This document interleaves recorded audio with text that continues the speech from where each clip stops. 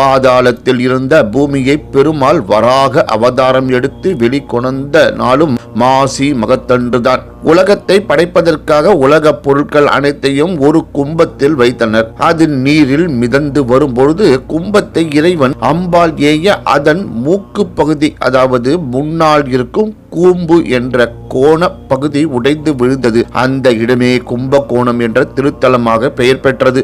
மாசி மக தினத்தன்று கும்பகோணத்தில் உள்ள மக குளத்தில் நீராட நாட்டின் பல பாகங்களிலிருந்து மக்கள் கும்பகோணத்திற்கு வருவார்கள். காசியில் பிறந்தோர் பாவம் கும்பகோணத்தில் போகும், கும்பகோணத்தில் பிறந்தோர் பாவம் மக குளத்தில் நீராடினால் போகும் என்று புராணங்கள் கூறுகின்றன. மாசி மக தினத்தன்று 14 லோகத்தில் வசிப்பவர்களும் இத்திருக்குளத்தில் நீராட வருவதாகவும் கங்கை, யமுனை, சரஸ்வதி, நர்மதை, சிந்து, காவேரி, கோதாவரி, சராயு, பொருணை ஆகிய நதிகளும் கன்னிகளாக இங்கு வந்து இத்திருக்குளத்தில் நீராடி தங்கள் பாவங்களை போக்கிக் கொள்கின்றனர் என்றும் ஐதீகம் என்று கூறி இந்த சிறப்பான ஆன்மீக பதிவை நிறைவு செய்கிறேன். நன்றி, வணக்கம், வாழ்க வளமுடன்.